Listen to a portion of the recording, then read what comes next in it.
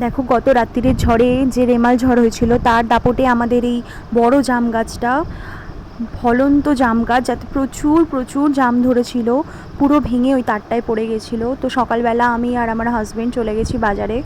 তো যখন যাচ্ছিলাম তখনও টিপটিপ করে বৃষ্টি পড়ছিল, আর তখন বাজে ওই 7:30 কি 8টার মতো। তো দেখো রাস্তায় লোকজন একেবারেই নেই, ফাঁকা প্রায়। আর বাজারে গিয়ে দেখছি যে বাজার একদমই ফাঁকা, সেরকম একটা দোকান বসেনি। তো এই কাকুটা মাছ নিয়ে বসেছিল, কিছু ভালো মাছ, কাতলা, রুই, চিংড়ি মাছ, পাবদা, তো ইলিশ মাছও ছিল। আমরা ভাবছিলাম কী নেব, তারপরে আমি আর আমার হাজব্যান্ড ডিসাইড করি যে একটা ইলিশ মাছই নেওয়া যাক। বর্ষার বাজার, খিচুড়ি দিয়ে ইলিশ মাছ খেতে বেশ ভালোই লাগে। তো এই ইলিশ মাছটা আমরা নিই, 850 গ্রাম ওজন হয়েছিল। তো এই কাকু এই মাছটা কেটে দিচ্ছে সুন্দর করে পিস পিস করে, আর মাছটা সত্যিই খুব ভালো ছিল।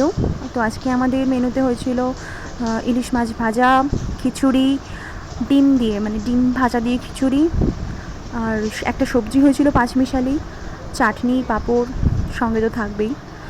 তো বর্ষার দিনটা আজকে বেশ ভালোই কাটলো। তোমাদের কেমন কেটেছে অবশ্যই কমেন্ট করে জানিও। আর ঠাকুরকে অনেক ডেকেছি যাতে কারোর ক্ষয়ক্ষতি সেরকম না হয়, যেরকম আমফানে হয়েছিল। তো সত্যি সেরকমভাবে হয়তো আমাদের এদিকে হয়নি, কিন্তু হয়তো সমুদ্র উপকূলবর্তী যে এলাকা সেখানকার হয়তো অনেক ক্ষয়ক্ষতি হয়েছে। তো ভগবান সবার মঙ্গল করুক, এটাই চাই।